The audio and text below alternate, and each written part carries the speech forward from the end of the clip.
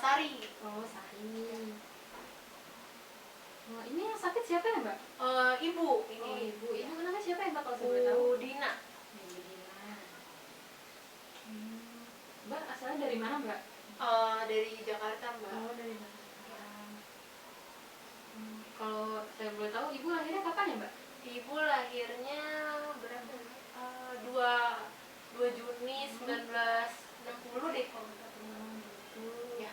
Umurnya sekitar 60-an ya? Ya. Oh, gitu. Kalau gitu saya boleh lihat datanya dulu? Oh iya, silakan. Maaf ya, Ibu. Benar ya, Mbak. Kalau saya boleh tahu ini Mbak Sari ini siapanya Ibu ya? Oh, kebetulan saya anaknya. Oh gitu. Ya. Anak nomor berapa, Mbak? Nomor 2. Oh, Iya. terus ini yang nemenin Ibu gantian apa gimana? Kalau misalkan itu ini sih, jadi kan saya anak kedua, kita bertiga. Nah, yang anak pertama tuh udah nikah gitu, Mbak, jadi kayak ngurusin keluarganya. Saya yang kedua sama satu lagi, tapi dia lagi kuliah gitu. Jadi yang paling bisa nemenin ibu saya gitu. Tapi Ibu tinggalnya sama Mbak apa gimana? Oh iya, karena tadi yang pertama juga udah mulai berkeluarga gitu, saya sih yang paling sering, sebenarnya nggak satu rumah tapi dekat rumahnya sama ibu. Ya, tapi masih bisa dirawat sama Mbak ya? Iya. Di sini saya juga bawa rekam medik dari Ibu. Saya bacakan dulu ya, Mbak. Ini namanya Nyonya Dina, umurnya 60 tahun. Untuk diagnosis medisnya itu terkena shock hemoragik ya, Mbak? Iya kayaknya deh. Pokoknya kemarin saya nangkepnya kayak kena stroke gitu, Mbak. Oh gitu. Iya. Dan itu ada ini di data juga berat badan Ibu 50 kilo, tinggi badannya 155 cm. Nah itu kira-kira ada penurunan berat badan nggak sih, Mbak? Ibu? Kalau penurunan berat badan terakhir tuh kayaknya ada deh. Kalau nggak salah tuh turun sebelumnya tuh masih lebih dari hampir 60 50. Berarti berapa ya? ada penurunan yang cukup Ada banget ya? ya. Saya lupa sih Pak berapa ya, tapi waktu itu hampir 60 gitu. Oke.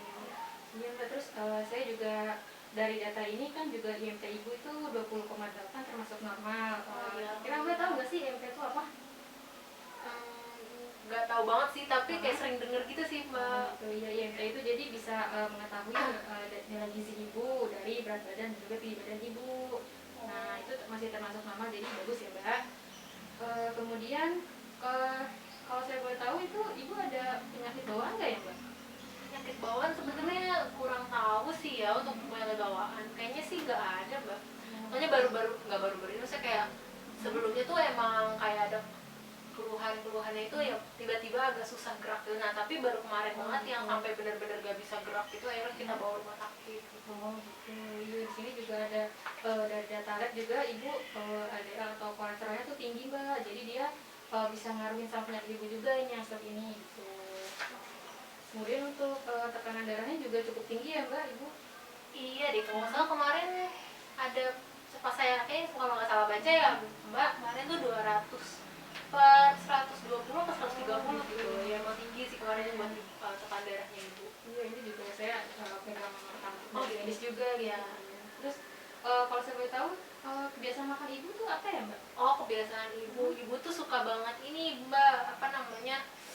Aduh, jeroan-jeroan tuh yang kayak otak gitu, usus tuh Ibu suka banget. Kalau misalnya waktu itu ya sebelum sakit tuh kayak suka banget gitu kalau misalnya makan itu bisa makan banyak gitu Mbak. Terus ini Ibu tuh suka banget telur, kayak seminggu tuh bisa 3 sampai 4 kali gitu. Oh, banyak ya, Mbak ya? Iya, karena namanya udah orang tua ya Mbak, jadi kayak saya juga ngerasa kayak oh ya udah deh, biar ibunya semangat gitu makannya, ya udah makan aja nggak apa-apa gitu Mbak. Jadi biar bikin dia semangat. Selain itu apa lagi ya, Mbak? Selain kayak suka telur, jeroan gitu. Udah sih, oh mungkin ini paling kayak suka nyemil ya. Kalau nyemil itu kadang suka gorengan-gorengan. Oh, Ibu suka nyemil gorengan? Iya, kadang suka makan gorengan gitu. Atau mungkin lauknya kadang suka yang goreng-goreng gitu sih, karena emang kata Ibu tuh enak gitu Mbak, kriuk-kriuk gitu. Jadi kata Ibu itu biar buat nambah Ibu nafsu makan Ibu. Iya. Terus untuk kalau aktivitas Ibu sehari-hari tuh apa ya, Mbak, sebelum masuk rumah sakit? Kalau aktivitas ya udah tua juga ya Mbak, jadi paling kadang kan cucu suka ke rumah gitu, jadi paling ponakan-ponakan saya gitu suka ke rumah, jadi Ibu paling yang ngeliatin anak-anak pada main kayak gitu sih. Terus kalau emang lagi sepi gitu paling ya nonton TV kayak gitu sih, biar biar nggak sepi banget kan daripada tidur terus ya. Iya, iya. Berarti Iya, ada itu aja kegiatan gitu gitu, ya diajak ngobrol kayak gitu sih paling kalau sama ibu. Terus kalau keluhannya sebelum dibawa ke rumah sakit tuh gimana sih Mbak? Keluhan sebelum dibawa rumah sakit, nggak tiba-tiba nggak bisa ngapa-ngapain gitu loh mbak. Makanya langsung takutnya kenapa-napa gitu ya, namanya ibu sendiri gitu ya, langsung dibawa ke rumah sakit sih gitu mbak. Tapi ini di rumah sakit sudah dari kemarin atau gimana? Oh kalau rumah sakit baru kemarin. Baru. Ya. Oke.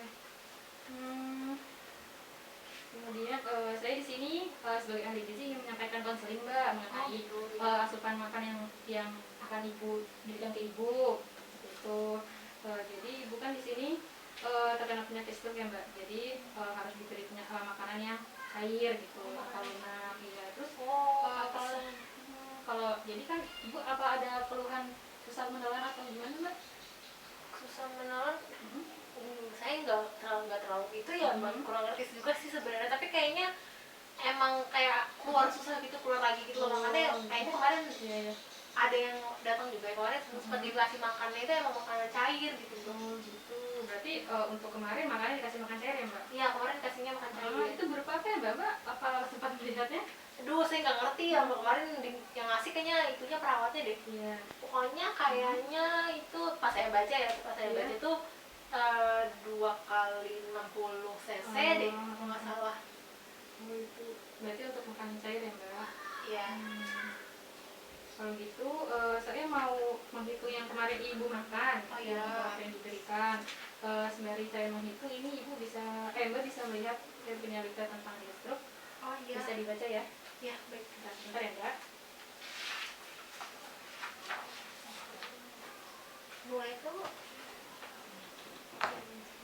lihat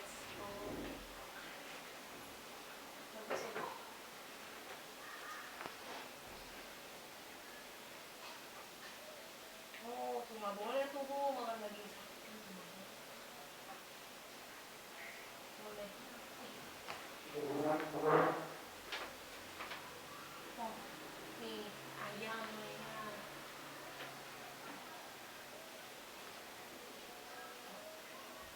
Nah Mbak sudah. Ya. Jadi saya kan juga megang data makanan ibu kan. Nah itu kemarin jadi diberikan itu namanya formula makanan cair gitu Mbak. Jadi biar yang mudah menelannya gitu. Terus kemarin itu kira-kira habis nggak ya Mbak ibu? Habis kayak bu kemarin. Habis. Habis. Untuk pencapaian energinya itu belum ada 80% Mbak, masih 70%. Berapa Mbak? 70-an%. Iya. Jadi untuk mencukupi asupan makan ibu itu harus 80% minimal gitu. Kemudian untuk proteinnya juga cuma 73%, jadi kurang juga. Kemudian untuk lemaknya juga 76%. Tapi untuk karbohidrat itu sudah cukup baik 80%-an. Itu jadi berdasarkan diagnosis yang penyakit ibu derita ini, ibu tuh kekurangan asupan energi enteral itu berupa makanan cair gitu Mbak. Kan karena kesulitan menelan dan hanya diberi makanan cair saja kan dia. Terus itu ditandai pencapaian asupan tadi yang diberikan makanan rumah sakit itu nggak sampai 80% gitu. Terus perubahan riwayat ibu juga yang tadi karena tingginya kadar kolesterol sama LDL tuh bisa menyebabkan ibu penyakit heat stroke ini gitu. Terus sama ini juga kan tadi ibu juga suka makan jeroan kan ya Mbak? Iya suka banget. Nah yaitu pengetahuan yang kurang ibu itu tentang makanan yang kurang tepat itu ditandai seringnya mengonsumsi gorengan, telur dan juga yang jeroan itu. Jadi kurang baik. Jadi di sini saya juga menunjukkan tujuan untuk intervensi ibu yang untuk membetulkan diet ibu mengenai stroke. Nah itu jadi meningkatkan asupan makanan enteral secara bertahap hingga mencapai 80-100%. Nah itu dari contoh-contohnya itu Mbak bisa memberikan, kalau misalnya ibu sudah keluar dari rumah sakit nih, Mbak bisa memberikan makanan lunak berupa kayak bubur gitu. Oh bubur. Nah terus ini saya juga punya contohnya. Di sini bisa dilihat.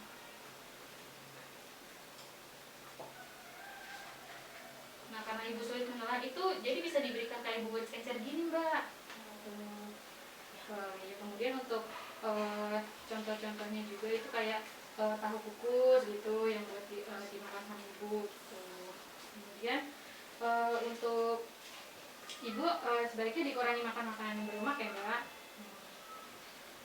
Kemudian di sini juga ada, maaf Mbak, Ya, di sini kan ada di struknya, di leaflet ini juga udah ada contohnya kan Mbak, seperti tujuan dietnya ini untuk membetulkan apa asupan makan ibu supaya terpenuhi, dan juga yang berkaitan sama penyakitnya dia.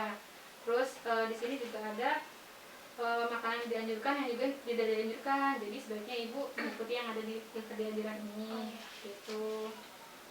Kemudian jika ada tips kesulitan mengulang ini juga ada Mbak, jadi dia memberikan makanan cairan yang kental yang masih mengandungkan energi dan juga zat gizi, itu kayak contohnya kayak puding susu telur, kaldu ayam. Jadi tetap harus apa ya Mbak, walaupun susah menelan tapi ibu harus tetap dikasih makan gitu ya, biar terpenuhi gizinya gitu. Kemudian dari Mbak ada yang ingin ditanyakan mengenai konseling ini? Mungkin ini ya, mungkin nanti kalau misalkan di rumah sakit kan ngikutin dari rumah sakit ya Mbak, nanti makanannya. Tadi kalau misalkan saya udah pulang gitu ya sama ibu, kadang saya bingungnya ini sih Mbak, paling kayak kan ibu sukanya tadi yang jeroan-jeroan itu ya.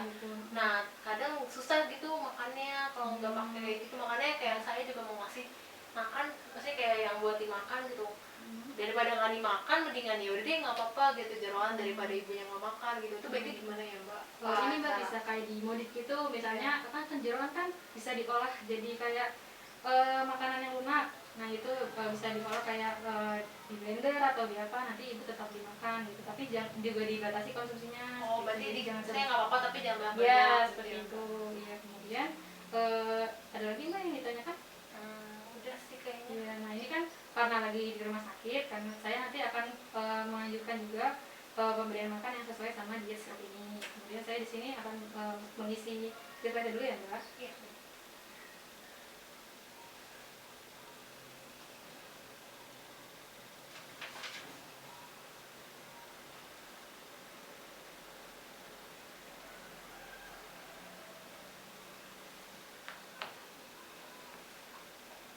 Sudah. Ini juga sudah saya, untuk konseling hari ini sudah saya catat juga di rekam medik. Dan ini ada leaflet untuk Mbak baca-baca mengenai kajian stroke itu. Nah, bisa juga dibaca sama ibu. Nanti saya baca sama ibu ya Mbak. Iya, kalau gitu saya akan kesini lagi besok setelah ini ya Mbak, pemeriksaan ibu yang kedua kali sama dokter. Nanti saya melakukan konseling lagi di sini. Ya baik. Dan juga untuk makanan dari rumah sakit diharapkan dihabiskan ya Mbak, Ya, biar terpenuhi. Tunggu dihabisin Bu. Ya. Kalau gitu saya permisi ya Mbak, terima kasih banyak. Ya, terima kasih.